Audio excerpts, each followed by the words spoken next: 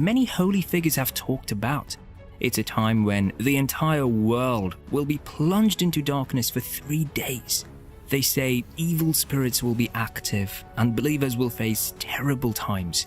You might want to stick around until the end of this video to learn everything you must know about one of the most significant events in biblical prophecy. The origin of the prophecy of the 3 days of darkness is uncertain, but it's been linked to various saints and mystics over time. Some attribute it to Saint Hildegard of Bingen, while others associate it with Saint Patrick, Saint Teresa of Avila, and even Padre Pio. In certain Catholic circles focused on prophecy, there is a belief in the 3 days of darkness. According to this concept, the earth will face judgment and be enveloped in darkness, unlike any other natural occurrence. And here's where things start to get shocking. One of the most renowned descriptions of this event is credited to the Italian mystic Blessed Anna Maria Taigi, and this is what she revealed. There shall descend upon the entire earth a profound darkness, lasting for 3 days and 3 nights. Nothing will be visible, and the air will be filled with a pestilence that will primarily affect, but not exclusively, the enemies of religion. No artificial light will function during this darkness, except for blessed candles. Anyone who, out of curiosity, opens their window or leaves their dwelling will drop dead instantly. Throughout these 3 days, people must stay indoors, pray the rosary, and implore God's mercy. All enemies of the church, whether known or unknown, will perish across the globe during this universal darkness, except for a few whom God will soon convert. The atmosphere will be teeming with demons appearing in various monstrous forms. While the Bible itself doesn't explicitly mention the prophecy of the 3 days of darkness, some believers suggest that God could still communicate such events through trustworthy private revelations. However, a challenge arises in verifying the authenticity of these revelations. The great Catholic monarch and angelic pontiff prophecies, which supports the concept of the 3 days of darkness, admit that it wasn't documented until 1863 or 1864, about 26 or 27 years after Taigi's passing. Consequently, it's prudent to not place too much confidence in purported quotes attributed to Taigi, particularly extensive ones without verifiable documents from her lifetime. The concept of the 3 days of darkness has intrigued many people over time. It's a prophetic vision of future events, believed by certain Catholic groups to be true. The prophecy predicts 3 days and nights of intense darkness covering the entire earth, during which only blessed beeswax candles will provide light, and during which all the enemies of the church will perish. But that's not even the mysterious part. This prophecy draws parallels to the biblical accounts of the 10 plagues against Egypt in the book of Exodus, chapter 10, verse 21 to 29, and the Apocalypse of John, which mentions a plague of unnatural darkness as a consequence of the 6th seal, as said in Revelation chapter 6, verse 12, and 5th vial as mentioned in Revelation chapter 16, verse 10. However, the specific details of the 3 days of darkness prophecy originate from private revelations. Now, let's examine what Jesus disclosed to Padre Pio regarding the 3 days of darkness. And you might want to pay close attention to this next part now. The weight of the divine balance has reached the earth. The wrath of my Father shall be poured out over the entire world. I am again warning the world through your instrumentality, as I have so often done heretofore. The sins of men have multiplied beyond measure. Irreverence in church, sinful pride committed in sham religious activities, lack of true brotherly love, indecency in dress, especially at summer seasons. The world is filled with iniquity. In the days of darkness, my elect shall not sleep, as did the disciples in the Garden of Olives. They shall pray incessantly, and they shall not be disappointed in me.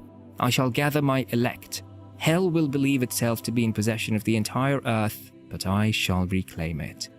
Do you perhaps think that I would permit my Father to have such terrible chastisements come upon the world, if the world would turn from iniquity to justice? But because of my great love, these afflictions shall be permitted to come upon man. Although many shall curse me, yet thousands of souls shall be saved through them. No human understanding can fathom the depth of my love. Pray, pray. I desire your prayers. My dear Mother Mary, Saint Joseph, Saint Elizabeth, Saint Conrad, Saint Michael, Saint Peter, the little Therese, your holy angels shall be your intercessors. Implore their aid. Be courageous, soldiers of Christ. At the return of light, let everyone give thanks to the Holy Trinity for their protection. The devastation shall be very great, but I, your God, will have purified the earth. I am with you. Have confidence. This catastrophe shall come upon the earth like a flash of lightning, at which moment the light of the morning sun shall be replaced by black darkness. No one shall leave the house or look out of a window from that moment on. I, myself, shall come amidst thunder and lightning. The wicked shall behold my divine heart. There shall be great confusion because of this utter darkness, in which the entire earth shall be enveloped, and many, many shall die from fear and despair. Those who shall fight for my cause shall receive grace from my divine heart, and the cry, "Who is like unto God?" shall serve as a means of protection to many. However, many shall burn in the open fields like withered grass.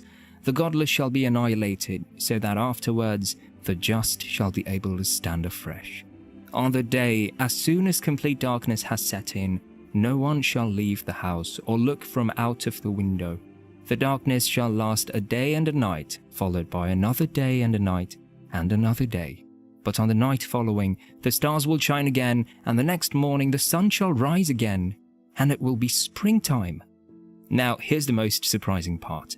Certain supporters of the belief in the 3 days of darkness assert that Saint Pio of Pietrelcina prophesied it will occur this year, so get ready. Nevertheless, this quote was provided without any verifiable source, and the Capuchin order to which he belonged has refuted any claim that he made such a prediction. There seems to be an attempt by someone to bolster the credibility of the prediction by linking it to a well-known modern saint. But here is where things take a dark turn. Another mystic and stigmatist, Marquis de la Fanquerie, Marie-Julie Jaheny of La Fraudes, is said to have shared that this crisis will explode suddenly. The punishments will be shared by all and will succeed one another without interruption. The 3 days of darkness will be on a Thursday, Friday, and Saturday. Days of the Most Holy Sacrament, of the Cross and Our Lady. 3 days less 1 night. The earth will be covered in darkness, and hell will be on earth. Thunder and lightning will cause those who have no faith or trust in my power to die of fear. During these 3 days of terrifying darkness, no windows must be opened, because no one will be able to see the earth and the terrible color it will have in those days of punishment without dying at once. The sky will be on fire, the earth will split. During these 3 days of darkness, let the blessed candle be lighted everywhere. No other light will shine. No one outside a shelter will survive. The earth will shake as at the judgment, and fear will be great. Yes, we will listen to the prayers of your friends. Not one will perish. We will need them to publish the glory of the cross. The candles of blessed wax alone will give light during this horrible darkness. One candle alone will not be enough for the duration of this night of hell. In the homes of the wicked and blasphemers, these candles will give no light. And Our Lady states, everything will shake except the piece of furniture on which the blessed candle is burning. This will not shake. You will all gather around with a crucifix and my blessed picture. This is what will keep away this terror. So, what exactly is going on here? Well, here is where things get even crazier. During this darkness, the devils and the wicked will take on the most hideous shapes. Red clouds like blood will move across the sky. The crash of the thunder will shake the earth, and sinister lightning will streak the heavens out of season. The earth will be shaken to its foundations. The sea will rise, its roaring waves will spread over the continent. The earth will become like a vast cemetery. The bodies of the wicked and the just will cover the ground. 3/4 of the population of the globe will disappear. Half the population of France will be destroyed. Now, the eerie prophecies don't stop here. The prophetess Sister Mary of St. Peter, a Carmelite nun from Tours, is reported in her revelations to have said, a warning will come immediately before the 3 days of darkness chastisement. The Church has not addressed this matter. Sister Elena Aiello of Calabria further states, "Clouds with lightning rays of fire and a tempest of fire will pass over the whole world, and the punishment will be the most terrible ever known in the history of mankind. It will last 70 hours. But do you know what's extremely shocking? Interestingly, there are no references to the phrase 3 days of darkness in Vatican documents. Therefore, this concept is not part of official church teaching. This becomes problematic when considering predictions made by various saints regarding the 3 days of darkness, because if any of these saints did indeed predict it, evidence of such predictions should exist in their writings. However, no such evidence has been found. It appears that some supporters of this belief have tried to give it an appearance of historical authenticity by associating it with older saints, even though these saints never made such predictions. Thus, the concept seems to have originated more recently. Present-day visionaries may also speak about the 3 days of darkness, but it's important to note that none of these visionaries have undergone thorough investigation or had their visions approved. While some may genuinely receive private revelations, others might be perpetrating hoaxes or simply imagining things based on existing visionary literature. Therefore, it's crucial to conduct proper investigations rather than unquestioningly accepting claims of supposed revelations. For instance, consider the case of the once popular Canadian mystic Father Michael Rodrigue, who was disavowed by his bishops and whose prophecies have since been proven false. This raises serious doubts about the quote attributed to Taigi, along with any other quotes attributed to her regarding the 3 days of darkness.